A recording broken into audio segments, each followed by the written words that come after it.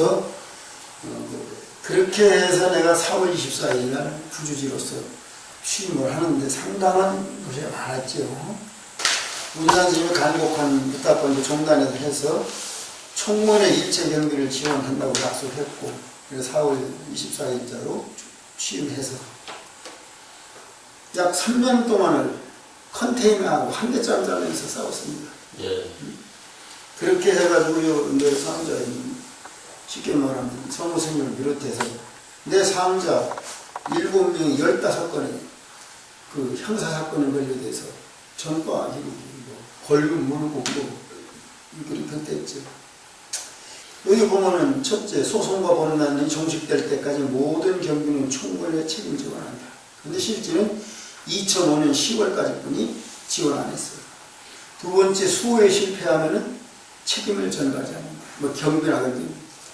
세 번째는 성공 시 나를 평생 유지를 보장하고 사자상승을 보장한다. 이렇게 각서를 해줬어요. 뭐 종무에 다 그죠. 중앙중에서도 알고 있어요.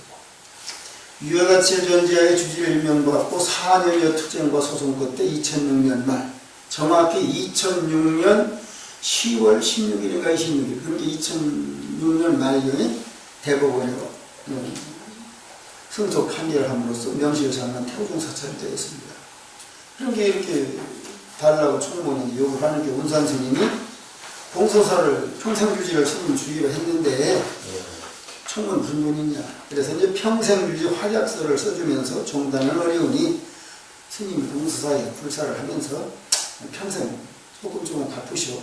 이렇게 해서 좀 아까 우리 이 여사님 등등을 통해서 이제 그 유교 직후까지는 65필지에 48,000평이 전답이 있었어요. 그랬는데 전주지 스님이 제일 빠른 거는 68년도에서부터 해가지고 3번 특별주시법에 의해서 다 날아가고 다 대입으로 넘어가고 뭐 파르지 하셨는지 어쩐지 모르지만 뭐 그냥 10평, 20평, 뭐 100평 해가지고 남아있는 것이 약간 지금 그때는 한 4,000평 바깥에 그렇게 하고 그 공사를 이제 일부 하신 분이 주사장님인데 지금까지 공사대금을 다 못 주고 있습니다. 인공스님이 2011년도에 총무원에서 우리 종단 내부를 좀 수습하고 특별조사위원회를 구성했어요. 특별조사위원회에다가 봉사사 범람비 불사에 대한 결산부가 올라왔는데 이것이 사실인가 조사해 주시오. 근데 중앙중에 그때 이제 영우스님이 종회의장이 이제 자월스님이 그렇게 하고 정미연 스님이 특별조사위원장이 됐단 말이에요. 내가 총무원이 요구한 것과 사실이 뭐 부합하다. 그렇게 해서 이유 없다. 그러니까 이거는 맞다 하고 나한테 공문이 왔어요. 재용 스님 중재를 해가지고 총무원장, 종회의장 해공스님, 그렇게 하고 총무부장, 재무부장 5이 앉아서 이제 얘기를 했어요. 두 번째는 평생주지를 빌미로 내가 속된 말로 4년을 주지하고 만다면 이 거대한 불사를 내가 비춰가면서 하겠습니까? 평생을 하면 나의 한 살이라도 젊어서 불사하자 해서 우리 이제 주변 해가지고 우리 이분들한테 내미는 것이 평생주지 하면서 내가 평생주지요. 나 도와주시오. 이렇게 해서 그 불사를 진 일이 있는데 그것만 다 갚아주면은 그런만 2-3일 조금만 주신다면 그냥 나 내일이라도 가겠소. 그러니 도산 스님이 뭐 이 말 저 말 하다가 그냥 뭐 성질이 급한데 얘기하다 말고 그냥 얘기. 그래서 재영 스님이 또 와서 모셔오고 그래 2번, 3번 모시다 와서 결론적으로 이제 결론을 못 맺고 무산되었어요. 월요일 날에 근데 사무자가 전화가 왔어요. 나 저 어디 밭에 나가 있는데 스님 총무를 아침에 전화 왔는데 월요일 날에 전화 왔는데 공문 받았느냐고 하면서 22일 날 인수인계 하러 온다 내가 스님 받은 난 못 받았다. 그래서 이제 그날 저녁에 오니까 팩스 총무원에서 보낸 거 공문을 가지고 있더라고. 대강 봤어. 그랬더니 그걸 들고 오늘 날짜만 저기 있지 몇 시에 온다는 것도 없고 봉사사 주지로서 이루어진 불사, 범난 등 일체 봉사사 채무 채권을 인수한다면 난 이유 없이 인정합니다.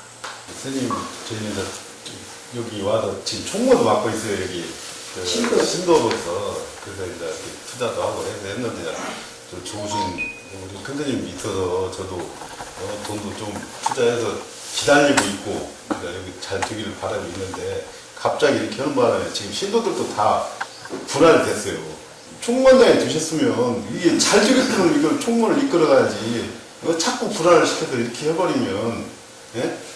이제 우리가 지금 알아들었고요. 이제 이것은 또 원장님하고 이제 상의할 일이니까. 어디하고 하셨어요? 요거 도산 스님하고 했습니다. 그때 그 채권을 안 준다고 해서 제가 갔더니 못 준다고 해서 해서 했습니다.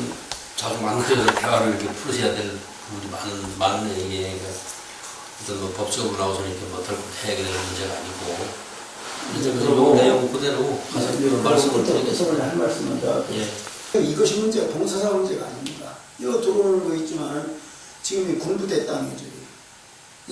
월 60만 평에서 전주지 스님이 법당 짓고 저건을 하고 24만 6천 평을 평당 113원씩 팔았어요.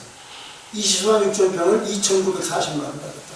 그렇게 해가지고 그때 당시 법당을 짓고 이것을 내가 2010년도 11년에 돌려받으려고 막 크게 투자하고 내가 그 쉽게 말하면 현 총무원장, 중앙정의의장 때가 타면서 중앙정의 동의도 받고 그랬어요.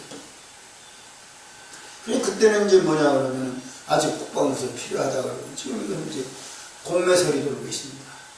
국방부에서 매각 처분하다 필요 없습니다. 그러면 공기입찰 이거 딱 붙어보세요. 태고종에 돈이 있으니까 내가 돈이 있습니까?